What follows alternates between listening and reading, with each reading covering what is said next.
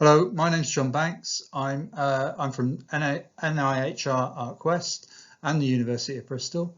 I'm a qualitative research fellow and I've been working in the field of health-related qualitative research for about 20 years now. I'm going to give you an overview of qualitative evaluation and how we use it over the next few slides.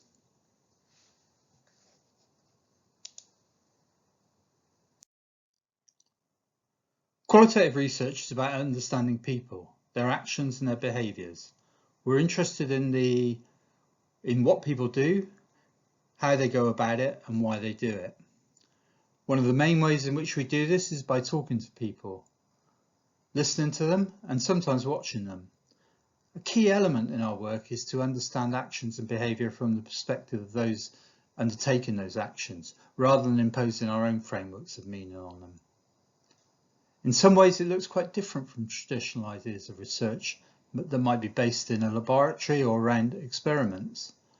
But we do our work in a systematic, a transparent and a robust way in an aim to minimise the kind of biases that we might bring to the work as researchers, as individuals. One of the ways in which we can understand or think about qualitative research and how to use it is through the idea of the black box.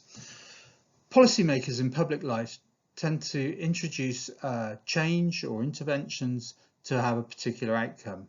That outcome sometimes happens, sometimes doesn't, or sometimes happens only partially.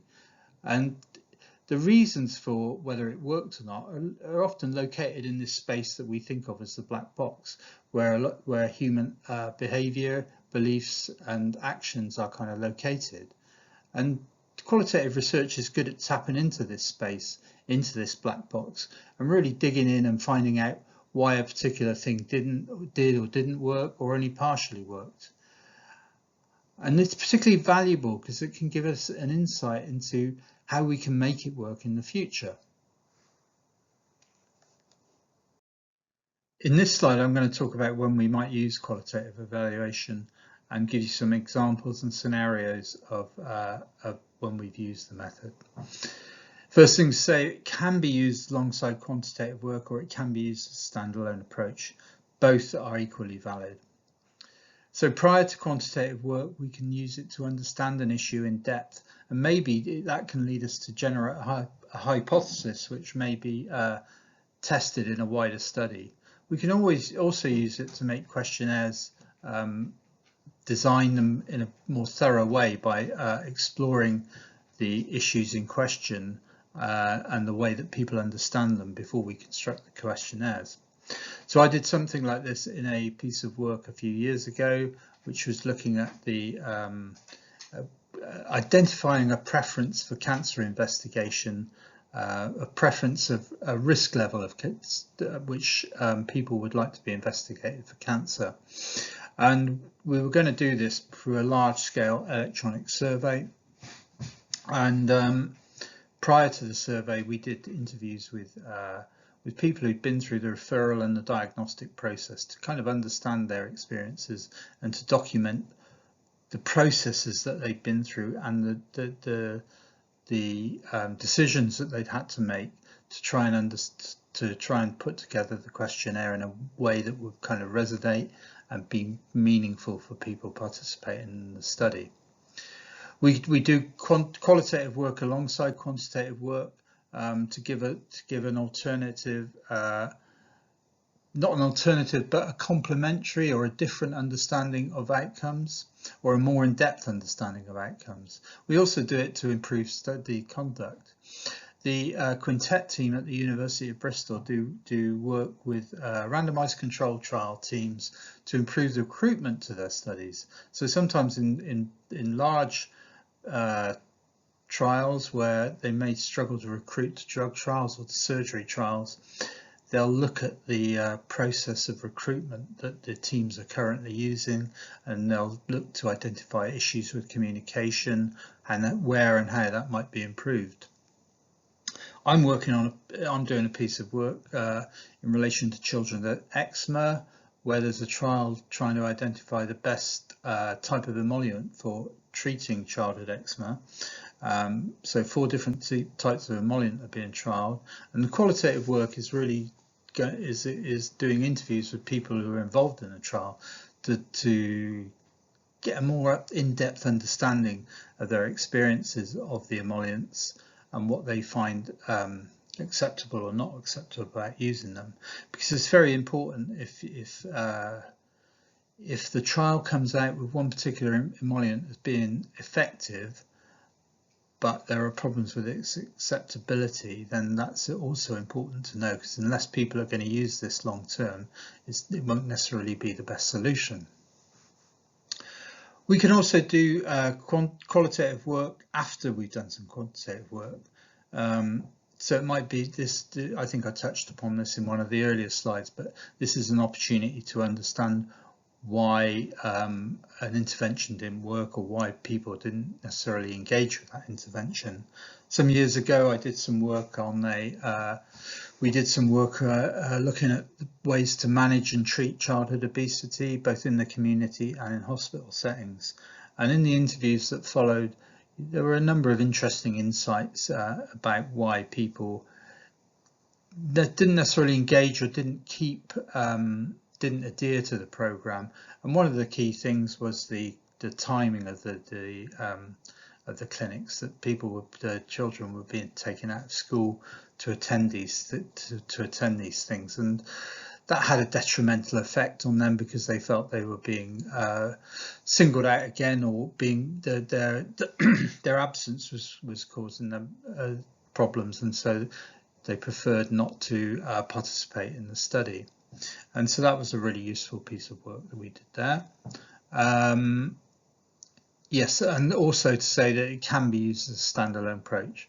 I'm doing a piece of work at the moment looking at a new form that's being used to document and capture people's preferences when it comes to end-of-life care.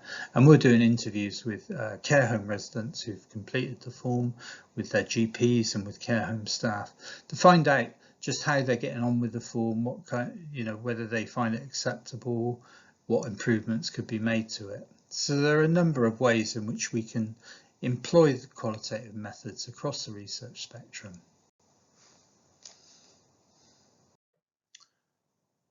One of the ways in which we can think about when and why to do qualitative evaluation is to think about areas where quantitative research doesn't work so well. And I'm going to draw on on questionnaires and surveys in relation to this slide.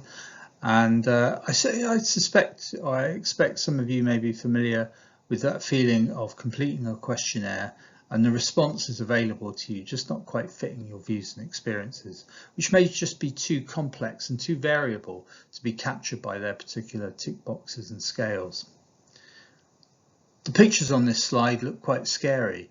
They're actually drawings made by young people who were completing a survey for young people with mental health problems, and these were done in the space for additional comment section. Arguably, they capture the feelings of those young people much better than the survey could have done.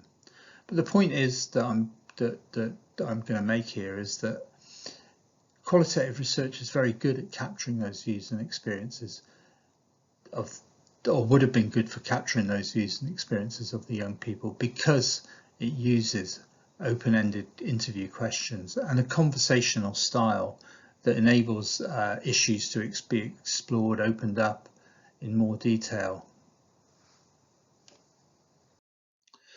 So this is the last slide in this section on why we use qualitative evaluation, and it's a summary slide, and I will introduce a couple of elements that we haven't discussed as yet.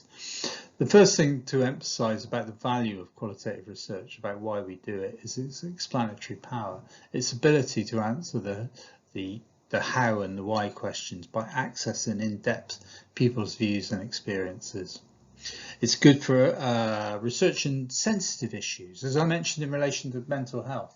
The format of the qualitative interview with open-ended questions and a conversational style gives people the space to be able to articulate the complexity of of their feelings, of their views, and of their experiences.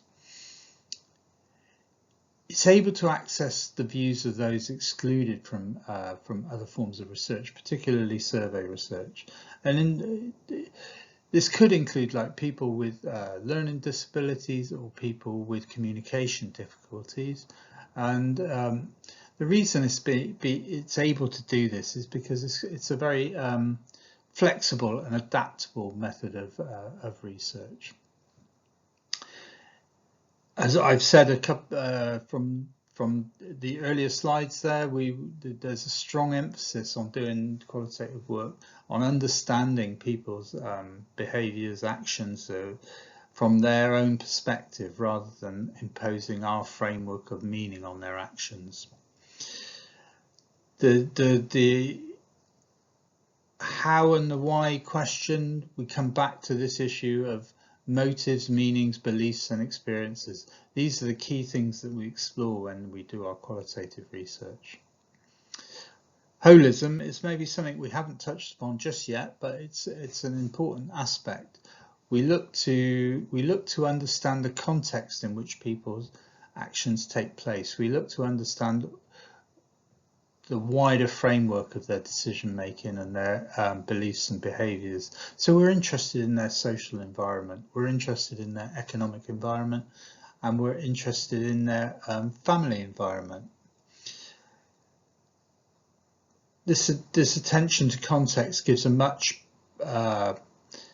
broader understanding of why people take the actions they do. And it's important to see events or actions as not singular things, but part of a process. And again, that comes back to context, about understanding the kind of social milieu that the actions take place in. So that concludes our slides for this section. I hope they've been useful. Thank you.